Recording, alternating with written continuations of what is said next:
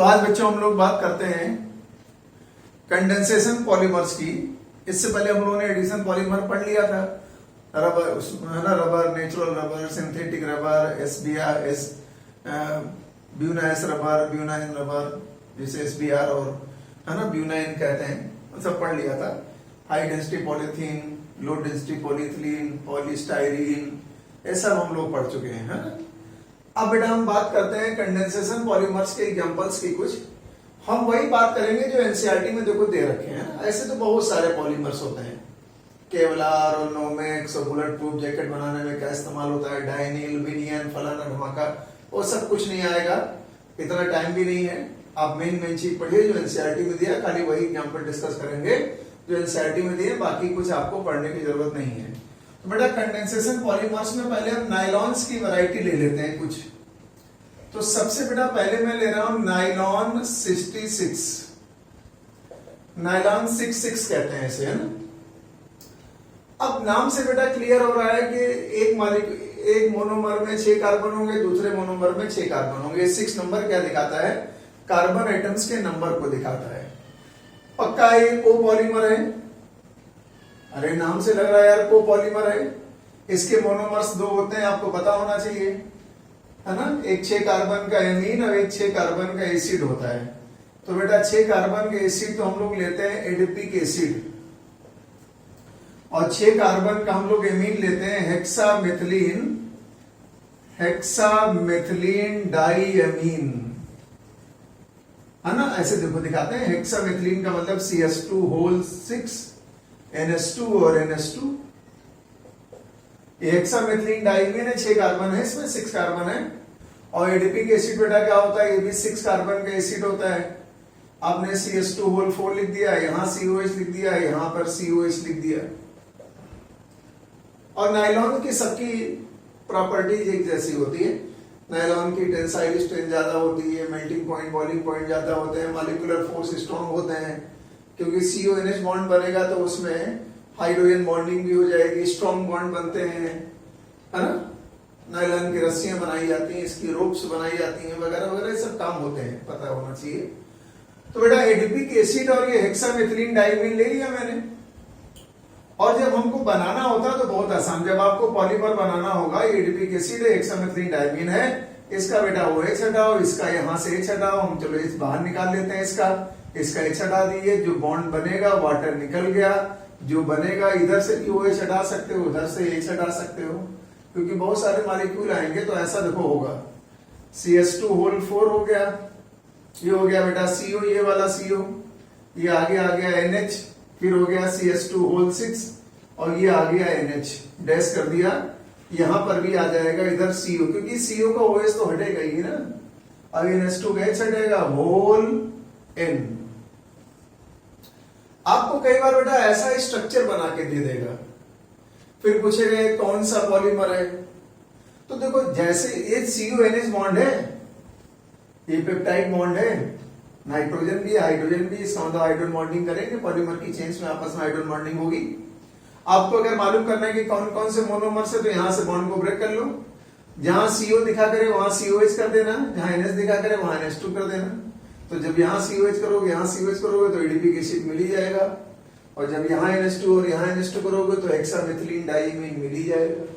आपको ध्यान रखना है, एक जगह CH2 6 होगा और एक जगह CH2 4 होगा। CH2 4 के एडजेसेंट मतलब दोनों तरफ CO लगे होंगे, और CH2 6 के दोनों तरफ NH लगे होंगे। तो ऐसा बना के भी पूछ सकता है कि कौन सा पॉलीमर है वो। तो ये तो बेटा नायलॉन 66 हुआ।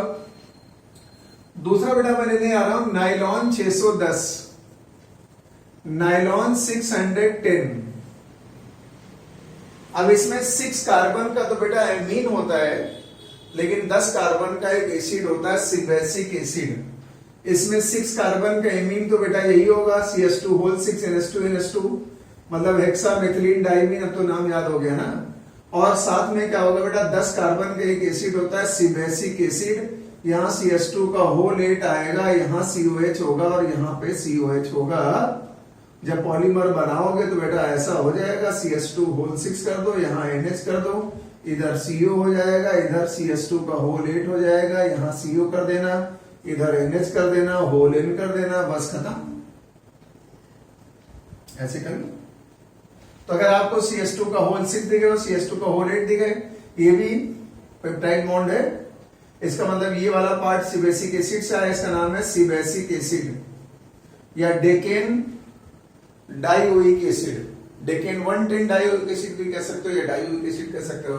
और ये बेटा क्या है, हेक्सामेथिलीन डाइएमीन, और ये सिबेसिक एसिड है। तो नायलॉन 610 जो होता है वो सिबेसिक एसिड और हेक्सामेथिलीन डाइएमीन होता है। नंबर 3 एक बेटा होता है नायलॉन 210। नायलॉन 210 में 2 कार्बन का आप लेंगे एमीन, एथिलीन डाइमीन लोगे बेटा, और 10 कार्बन का वही एसिड लोगे, सिबेसिक एसिड। अब बार बार बनाने की जरूरत थोड़ी है, एक बार बना लिया काफी है ना। ये आपने सिबेसिक एसिड ले लिया, 10 कार्बन का सिबेसिक एसिड ले लिया, और बेटा 2 कार्बन का एथिलीन डाइएमीन ले लिया, एथिलीन डाइएमीन ले लिया। तो मोनोमर्स के नाम ही याद कर लो, बहुत है।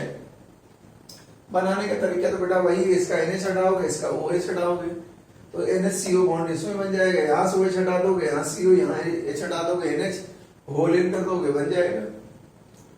तो ये अच्छा एक और बता चुका हूं मैं, नायलॉन 2 नायलॉन 6 वो सबसे इंपॉर्टेंट था। नायलॉन 2 नायलॉन 6 तो बायोडिग्रेडेबल पॉलीमर था ना, वो पहले बता चुका हूं मैं। तो बेटा 3 नायलॉन की वैरायटी हो गई, 3 हो गई। अब जो चौथा नायलॉन है वो और इंपॉर्टेंट है। अच्छा ये सब क्या थे, कोपॉलीमर थे ना। ये जितने भी नायलॉन आपने पढ़े, चाहे नायलॉन 2 नायलॉन 6 पढ़ा हो आपने, चाहे नायलॉन 666 पढ़ा है अभी आपने, चाहे नायलॉन 210 पढ़ा आपने, चाहे नायलॉन 610 पढ़ा आपने, सब बेटा क्या होते हैं, ये कोपॉलीमर होते हैं। ये सब कोपॉलीमर होते हैं, ठीक है ना। अब लेकिन हम जो नायलॉन लेने जा रहे हैं उसका बेटा नाम है नायलॉन 6। और उस नायलॉन 6 को क्या बोलते हैं, दूसरा भी नाम होता है, उसे परलॉन भी कहते हैं, दूसरा नाम इंपॉर्टेंट होता है। तो अगला बेटा लेने जा रहा हूं मैं नायलॉन 6। दूसरा पॉलीमर जो लेने जा रहा हूं उसका नाम है, चौथा हो गया बल्कि ये, नायलॉन 6, ठीक है ना। अब यार इसमें नायलॉन 6 में क्या होगा,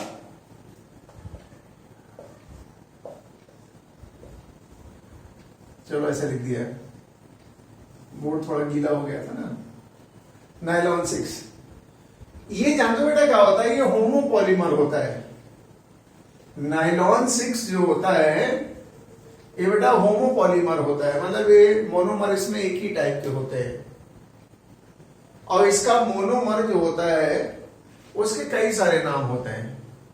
उसे कभी कभी हम लोग कैप्रोलेक्टम भी कहते हैं, या हम लोग 6 अमीनो कैप्रोइक एसिड भी कहते हैं, 6 अमीनो या अमीनो कैप्रोइक एसिड भी कहते हैं, या 6 अमीनो हेक्सेनोइक एसिड भी कहते हैं। कई नाम उसके हो सकते हैं, लेकिन मैं पूरी कहानी बता रहा हूं। मान लिया आपने अच्छा कभी कभी यहां से स्टार्ट करेगा। मान लिया बेटा आपके पास ये साइक्लोहेक्सेन है, और आपने बेटा क्या किया, इस साइक्लोहेक्सेन का ऑक्सीडेशन किया एयरवेल लगा के। साइक्लोहेक्सेन का आपने ऑक्सीडेशन किया, और साइक्लोहेक्सेन के ऑक्सीडेशन से आपने एक कंपाउंड बनाया साइक्लोहेक्सेनोन। अब ज्यादा ऑक्सीडेशन के चक्कर में मत पड़ना तुम। साइक्लोहेक्सेन का ऑक्सीडेशन करके हमने पहले साइक्लिकल यहाँ पे अल्कोहल बना होगा, CHOH आया होगा, फिर वो ऑक्सीडाइज क्या होगा तो कीटोन बन गया होगा, ठीक है। ये साइक्लोहेक्सेनोन है। इस साइक्लोहेक्सेनोन की रिएक्शन करा दी है हाइड्रोक्सिल एमीन से। नाम सुना होगा हाइड्रोक्सिल एमीन। वाटर निकाल दो, वाटर निकालने के बाद जो बेटा कंपाउंड बनता है वो कुछ ऐसा होगा, C double bond NOH। Water निकालने के बाद जो कंपाउंड बनेगा बेटा कुछ ऐसा होगा, ये H2O निकाल दिया है कि नहीं। तो इस तरह का कंपाउंड बनता है। इसे बेटा क्या बोलते हैं, ऑक्साइड। इसे क्या बोलते हैं, तुम कुछ बोलते भी नहीं हो, ये कार्बन है ना। इसे क्या बोलते हैं, ऑक्साइन। इसका नाम है ऑक्सिब या ऑक्साइन। हमने कहा था हाइड्रोक्सिल अमीन के साथ हाइड्रोक्सिल अमीन के साथ जब रिएक्शन होती है किसी भी एल्डिहाइड कीटोन की, तो जो कंपाउंड बनते हैं वो ऑक्सिम बनते हैं, इसे साइक्लोहेक्सेनोन ऑक्सिम बोलेंगे। अब अगर इसमें बेटा आप कंसंट्रेटेड H2SO4 लगाओ तो एक रीअरेंजमेंट होता है, वो सब हम पढ़ा चुके हैं आगे केमिस्ट्री में। उस रीअरेंजमेंट को बेटा बोलते हैं बेकमैन रीअरेंजमेंट। आर का मतलब रीअरेंजमेंट। और बेकमैन रीअरेंजमेंट के बाद क्या होता है, ये जो नाइट्रोजन होता है वो इस रिंग के अंदर आ जाता है और ऑक्सीजन जो होता है इस कार्बन के साथ हो जाता है। तो अभी तो ये 6 मेंबर्ड रिंग है, लेकिन जब हम नाइट्रोजन को भी अंदर ले लेंगे तो ये 7 मेंबर्ड रिंग हो जाएगी और कुछ बेटा ऐसा हो जाएगा, ठीक है ना। देखना कुछ ऐसा हो जाएगा, ये CS2 है, ये CS2 है, ये भी CS2 है, ये भी CS2 है। 1 2 3 4 5 CS2 है ना। ये दिखा दिया हमने CS2 है, 5 हो गए। और ये बेटा दिखा दिया हमने C डबल बॉन्ड O, और ये बेटा दिखा दिया हमने NH। ये हमने क्या दिखा दिया, NH। अब देखो कितने मेंबर रिंग है, 1 2 3 4 5 6 7। इसका मतलब ये 7 मेंबर रिंग है। इसी कंपाउंड को बेटा कैप्रोलेक्टम कहते हैं। और यही एक्चुअली नाइलॉन 6 का दूसरा भी नाम याद रखना, इसे परलॉन भी कहते हैं। एक्चुअली परलॉन कुछ फाइबर्स होते हैं, उनको बनाने में इस्तेमाल होता है, इसलिए नाइलॉन 6 को कॉमनली हम लोग परलॉन भी कहते हैं। ये कैप्रोलेक्टम बन गया। अब आप इस कैप्रोलेक्टम को हाइड्रोलिसिस करा दिए तो बेटा बॉन्ड यहां से ब्रेक करेगा, तो जहां CO है वहां बेटा COH हो जाएगा। 1 2 3 4 5 CS2 है तो लिख देंगे CS2 का होल 5 और यहां पे लिख देंगे NH2। अगर नंबरिंग करोगे तो इसको 1 नंबर मिलेगा, इसको लास्ट वाले कार्बन को 6 मिलेगा। इसका नाम हो जाएगा 6 अमीनो हेक्सेनोइक एसिड, या बेटा इसको हम लोग कॉमनली अमीनो कैप्रोइक एसिड भी कहते हैं। क्या, अमीनो कैप्रोइक एसिड भी कहते हैं। और 6 पोजीशन को ऐसे सिंबल से दिखाते हैं, सिग्मा टाइप का। तो कई बार ऐसे भी लिखते हैं सिग्मा अमीनो, हालांकि सिग्मा नहीं बोलते लेकिन मैं सिग्मा टाइप का तुम्हें बता दे रहा हूं, अमीनो कैप्रोइक एसिड। तीनों में से कुछ भी लिखा हो सकता है, ज्यादातर तो लिखा होता है अमीनो कैप्रोइक एसिड या 6 अमीनो हेक्सेनोइक एसिड। इसका बेटा पॉलीमर होता है। अब इसके आप इन मॉलिक्यूल्स लीजिए और पॉलीमराइज करा दो। तो जाहिर सी बात है जब आप कई सारे मॉलिक्यूल लाओगे तो बेटा ऐसा होगा, जहां COH है वहां पे डैश कर दो, OH हट गया होगा। ये CS2 होल 5 है, यहाँ पे क्या NH है, उधर से दूसरा CO आया होगा ना दूसरे मॉलिक्यूल का, ये CS2 होल 5 है, यहाँ पे NH होगा होल N। तो जहां कहीं भी आपको CS2 होल 5 की इधर इधर CONH दिखे तो समझ जाओ कैप्रोलेक्टम है या नाइलॉन 6 है, इसे परलॉन भी कहते हैं। लेकिन बेटा ये होमोपॉलीमर है। किसका होमोपॉलीमर है, या तो आंसर में कैप्रोलेक्टम दिया होगा, या फिर 6 अमीनो हेक्सेनोइक एसिड दिया होगा, या अमीनो कैप्रोइक एसिड दिया होगा, या ऐसा सिंबल बना के अमीनो कैप्रोइक एसिड भी या अमीनो हेक्सेनोइक एसिड भी लिख सकता है। हालांकि ऑप्शन में देगा कोई एक ही। अब ये बेकमैन रीअरेंजमेंट क्या होता है इससे मतलब नहीं, हम चाहते तो डायरेक्ट यहीं से बता देते तुम्हें, लेकिन कई बार क्वेश्चन यहां से पकड़ेगा वो, कई बार वो क्वेश्चन यहां से उठा करके ऐसे ले जाता है बेटा, है ना। तो ध्यान रखना, ये नाइलॉन 6 के बारे में बात थी। नाइलॉन की 5 वैरायटी हो गई, पांचों आप ध्यान रखिए। नायलॉन की जो पहली वैरायटी बताई थी मैंने, नायलॉन 2 नायलॉन 6, वो कैसी थी, बायोडिग्रेडेबल थी। दूसरी क्या बताया, नायलॉन 666। तीसरी क्या बताया, नायलॉन 210। चौथी क्या बताया, नायलॉन 610। पांचवी क्या बताएगी बेटा, नायलॉन 6 बताएगी। सबके मोनोमर याद रखो, कौन कोपॉलीमर है कौन होमोपॉलीमर है याद रखो। सबकी प्रॉपर्टीज लगभग वैसे एक ही जैसी होती हैं। बात समझ में आ गई। तो ये बेटा आपने 4 टाइप के तो नायलॉन पढ़ ली, एक आप पहले ही पढ़ चुके थे, एक नायलॉन की वैरायटी तो आप पहले ही पढ़ चुके थे। चलो फिर अब बेटा हम बात करते हैं कुछ पॉलिएस्टर के बारे में बात करते हैं। ये तो पॉलीएमाइड्स थे, नाइलॉन्स जितने भी थे बेटा पॉलीएमाइड्स थे। देखो एल्कीन के जितने भी पॉलीमर थे जिसमें डबल बॉन्ड आ रहा था, उन सबको क्या बोलते थे, पॉलीओलिफिन्स। सभी नाइलॉन्स में CONH बॉन्ड आया, इन्हें क्या बोलते हैं? पॉलीएमाइड्स। बताया था हमने फंक्शनल ग्रुप के बेसिस पे। अब जो आने जा रहे हैं उन्हें हम क्या बोलेंगे? पॉलीएस्टर्स। अब जो बेटा हम लेने जा रहे हैं वो पॉलीएस्टर लेने जा रहे हैं। 5वां एग्जांपल ले रहा हूं मैं, उसका बेटा नाम है टेरिलीन। उसका नाम है टेरिलीन, या उसे डेक्रॉन भी कहा जाता है। अब बेटा मैं लेने जा रहा हूं टेरिलीन, या इसे बेटा हम लोग कभी कभी डेक्रॉन भी कहते हैं। और याद रखना ये पॉलीएस्टर है, ये पॉलीएस्टर है और ये जो है कोपॉलीमर है। ये पॉलीएस्टर भी होता है और ये कोपॉलीमर भी होता है। जब पक्का है कोपॉलीमर होगा, किसका किसका कोपॉलीमर होगा ये बेटा आपको देखना पड़ेगा। तो इसके लिए बेटा एक कार्बोक्सिलिक एसिड चाहिए, जो इसके मोनोमर्स होते हैं ना, उसके लिए आपको एक कार्बोक्सिलिक एसिड चाहिए ऐसा। ये बेटा COH है, इधर COH है, ये आपने कार्बोक्सिलिक एसिड ले लिया। 1,4 डाइओइक एसिड है ये, 1 पे है, 1 2 3 4 पे है ना, 1,4 डाई कार्बोक्सिलिक एसिड है ये। इसका नाम है बेंजीन 1,4 डाई कार्बोक्सिलिक एसिड, या बेटा इसी का नाम है टेरेप्थेलिक एसिड। कायदे से तो बोलना चाहिए टरफेलिक एसिड, लेकिन हम लोग हिंदुस्तान वाले हैं इसलिए हम लोग क्या बोल देते हैं? टेरेप्थेलिक एसिड, ताकि नाम समझ में आ जाए और कोई बात नहीं है। ये टेरेप्थेलिक एसिड ले लेते हैं और साथ में बेटा क्या लेते हैं? एथिलीन ग्लाइकॉल लेते हैं। अब ये तो तुम्हें पता ही एथिलीन ग्लाइकॉल क्या होता है, CH2OH है ना। इसे बेटा क्या बोलते हैं? Ethylene glycol. पूरा नाम वैसे एथिलीन ग्लाइकॉल है, सिंपली हम लोग ग्लाइकॉल भी कहते हैं। तो यार होता क्या है, कार्बोक्सिलिक एसिड का OH और अल्कोहल का H निकलता आपको पहले ही पता है।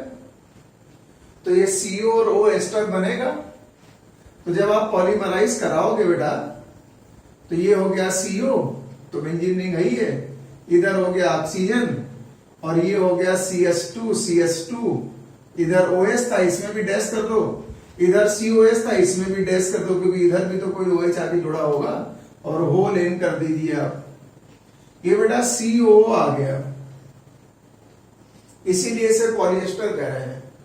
फंक्शनल ग्रुप क्या है इसका? एस्टर है, इसलिए ये पॉलीएस्टर कहलाता है। टेरिलीन ये प्योरली सिंथेटिक है, इसके फाइबर्स बनाए जाते हैं, इसके कपड़े बनाए जाते हैं, इसके धागे बनाए जाते हैं, टेरिलीन के धागे बनाए जाते हैं, सिलने वाले जो धागे आते हैं ना, वो उस तरह के सब धागे वागे बनते हैं इसके टेरिलीन के। अगर इस टेरिलीन में थोड़ा सा कॉटन मिला दो तो नाम हो जाएगा टेरिकॉट, तो वो सेमी सिंथेटिक पॉलीमर हो जाएगा। इसके मेनली फाइबर्स बनाए जाते हैं, टेक्सटाइल्स में इस्तेमाल किया जाता है, कपड़ों को बनाने में टेक्सटाइल्स में इस्तेमाल होता है इसका, है ना।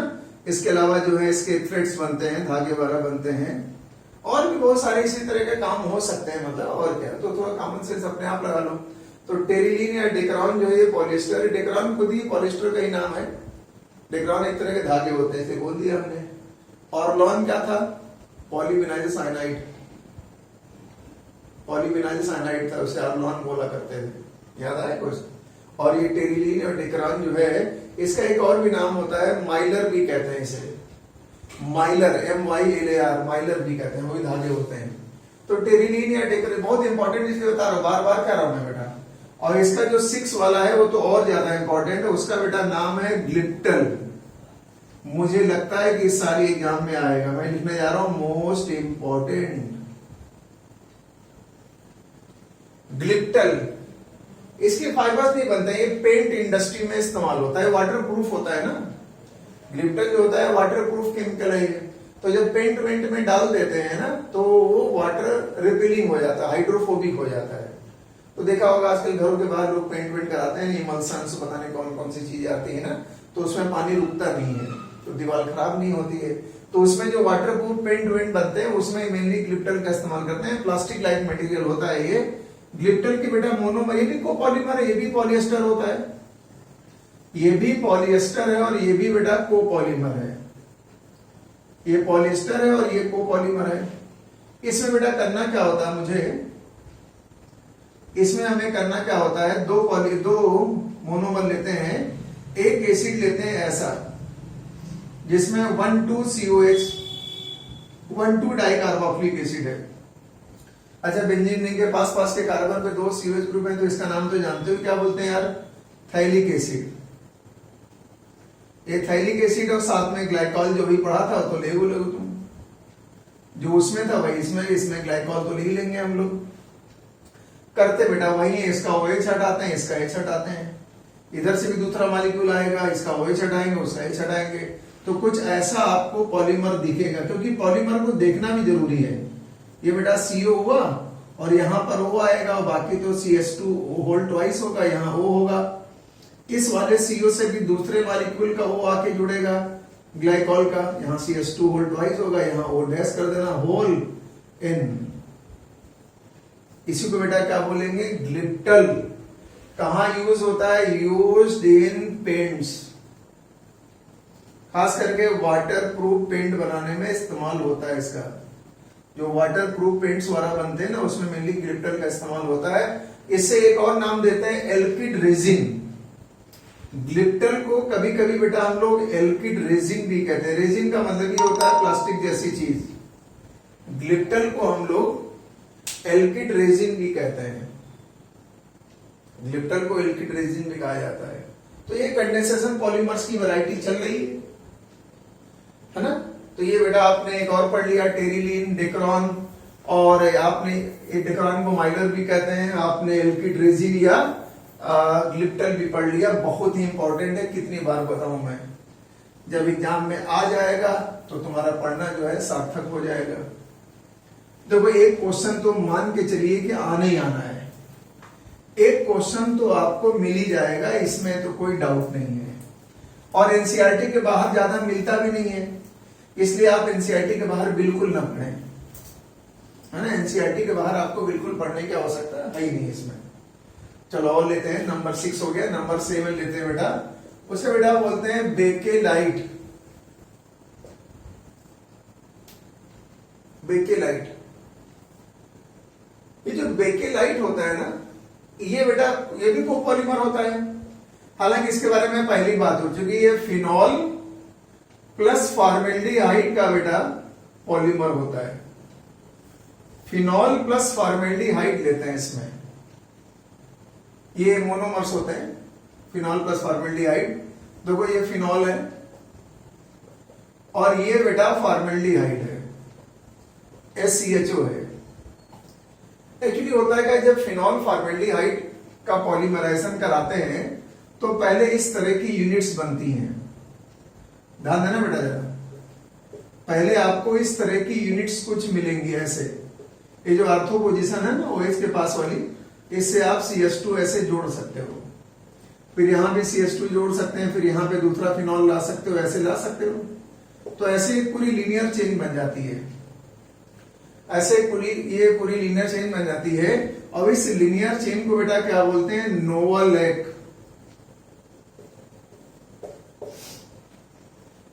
इसका मतलब फिनॉल और फॉर्मेल्डिहाइड के कॉम्बिनेशन से जो लीनियर चेन्स बनती हैं उन्हें नोवालेक कहते हैं। Linear chains are called novolac. Novolac resin भी कहते हैं, कभी प्लास्टिक होती है। लेकिन बेटा अगर आपने इसी टाइप की चेन्स और ले ली, आपने यार इसी टाइप की चेन्स और ले ली, ऐसे ले लिया, आर्थो पोजीशन से जोड़ना, ध्यान रखना, ऐसे ले लिया हमने, और इसमें आपने क्रॉस लिंकिंग करा दिया। CH2 के द्वारा क्या कराया आपने? क्रॉस लिंक करा दिया, बॉन्ड आपस में बन गए ना, ऐसे क्रॉस लिंकिंग हो गई। तो ये जो पूरा क्रॉस लिंक स्ट्रक्चर है, इसी को भाई साहब बेकेलाइट कहते हैं। ये फिनॉल में ऐसे भी तुम्हें पढ़ा चुका हूं, मैं डिटेल में पढ़ा चुका हूं, वहां नोवालेक रीजन भी बताया था, ये भी बताया था। तो नोवालेक जो है वो लीनियर चेन्स को बोलते हैं, और जब ये लीनियर चेन आपस में क्रॉस लिंक हो जाती है, दो CH2 वाला क्रॉस लिंक है, कोवलेंट बॉन्ड बना है, क्रॉस लिंकिंग जब हो जाती है तो उसी को हम बेकेलाइट कहते हैं। ये बेटा हाई क्वालिटी प्लास्टिक होती है, हाई क्वालिटी थर्मोसेटिंग प्लास्टिक है। थर्मोसेटिंग प्लास्टिक का मतलब आप इसे दोबारा इस्तेमाल नहीं कर सकते, खतरनाक है नेचर के लिए। आप इसे दोबारा इस्तेमाल नहीं कर सकते, इसकी रिसाइकलिंग बेटा नहीं हो सकती। ये थर्मोसेटिक प्लास्टिक है, इसके जो है क्रॉकरी बनाई जाती है, कप प्लेट वगैरह बनते हैं, क्रॉकरी बनते हैं, इलेक्ट्रिकल इंस्ट्रूमेंट द्वारा बनते हैं, टीवी के कैबिनेट, कंप्यूटर के कैबिनेट है ना, इंस्ट्रूमेंट द्वारा बनाया जाता है, वगैरह वगैरह कई सारे इस्तेमाल है। जहां पे हाई क्वालिटी प्लास्टिक की जरूरत होती है वहां पे बेकेलाइट का इस्तेमाल कर सकते हो। कुछ महंगे कंघे बनाए जाते हैं, बाल्टी वल्टी बनाई जाती हैं, है ना। तो ये थर्मोसेटिंग प्लास्टिक है, कुर्सियां बनाई जाती हैं, लेकिन इसको कबाड़ी वाला नहीं खरीदेगा, क्योंकि थर्मोसेटिक प्लास्टिक की रिसाइकलिंग तो हो नहीं सकती, इसके melting point, boiling point high होते हैं। इसको हीट करने पर ये ब्लैक कलर का इनफ्यूजिबल मास बना लेता है। मैं पहले पढ़ा चुका हूं, स्ट्रक्चर अभी बताया, लेकिन पढ़ा तो पहले चुके हैं ना। तो ये बेटा बेकेलाइट के बारे में बात हो गई, इससे ज्यादा बात करना बेकार है। मोनोमर्स के नाम याद रखो। पहला स्ट्रक्चर क्या था? नोवलेट था, लीनियर चेन्स, और जब क्रॉस लिंकिंग हो गई तो क्या बन गया? बेकेलाइट बन गया। अब बेटा अगली बारी आती मेलामिन फॉर्मेल्डिहाइड रेजिन की। अब अगली बारी आती है melamine formaldehyde resin. 8 melamine formaldehyde, melamine formaldehyde resin मतलब प्लास्टिक है और क्या है। अब नाम से ही लग रहा है, एक मेलामिन कंपाउंड होगा, एक फॉर्मेल्डिहाइड होगा। तो मेलामिन बेटा कुछ इस तरह का कंपाउंड होता है, नाइट्रोजन नाइट्रोजन नाइट्रोजन नाइट्रोजन, ये ट्राई ऐसा कंपाउंड होता है, मतलब 3 रिंग में अल्टरनेट पोजीशन पे 3 नाइट्रोजन होते हैं। यहां पे बेटा क्या होता है? NH2, यहां पे क्या होता है? NH2, यहां पे होता है NH2। वैलेंसी पूरी करने के लिए डबल बॉन्ड लगा ही सकते हो तुम। तो इस कंपाउंड को बेटा बोलते हैं मेलामिन। इस कंपाउंड को हम लोग मेलामिन कहते हैं। और साथ में बेटा हम लोग क्या करते हैं? फॉर्मेल्डिहाइड तो लेंगे, ये CHO। और अगर आपको पॉलीमर बना के दिखाना ही है तो बेटा ये नाइट्रोजन तो जहां पे है वहीं रहेंगे ही रहेंगे। यहां पर क्या है? NH2 था, तो यहां पे हो जाएगा NHCH2। अरे फॉर्मेल्डिहाइड से CH2 आता है। यहां पर भी NH था, CH2, यहां पर भी NH था, इसके साथ भी CH2 जोड़ सकते हो और आप क्या कर सकते हो? होल इन कर सकते हो। यही क्या है? मेलामिन फॉर्मेल्डिहाइड रेजिन है। बेटा क्या है? मेलामिन फॉर्मेल्डिहाइड रेजिन होता है। और ये जो मेलामिन फॉर्मेल्डिहाइड रेजिन है, ये भी बेटा बहुत ही हाई क्वालिटी, जैसे बेकेलाइट होता था, हाई क्वालिटी थर्मोसेटिंग प्लास्टिक है। इसका मतलब इसकी भी रिसाइकलिंग, इसका बेटा मतलब इसकी भी रिसाइकलिंग नहीं हो सकती, इसकी भी आप रिसाइकलिंग नहीं कर सकते। बात समझ में आ रही?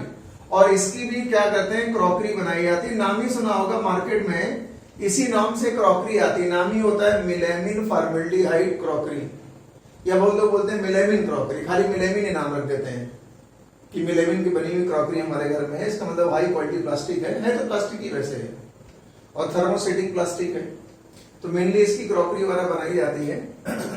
तो ये भी बेटा एक इंपॉर्टेंट था, मेलामिन फॉर्मेल्डिहाइड रेजिन।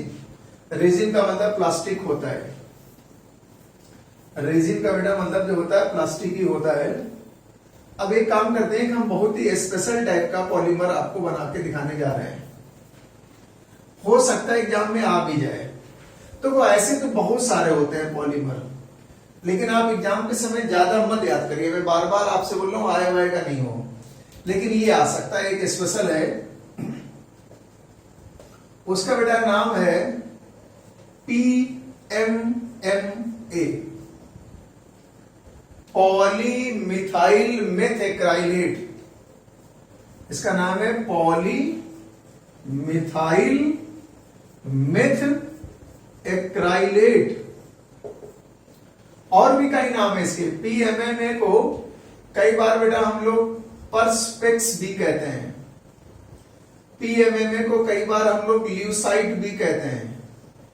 PMMA को हम लोग कई बार जो है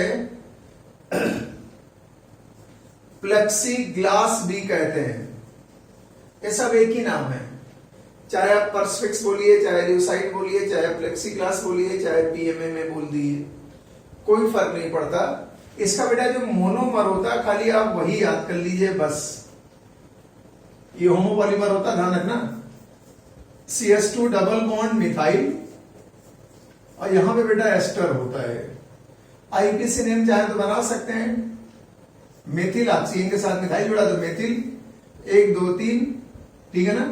फिर 2 मिथाइल 3 कार्बन से प्रो 2 इनोवेट या T2 इनोवेट नंबर 2 पे है ना डबल बॉन्ड, ये इसका आईपीसी नेम है।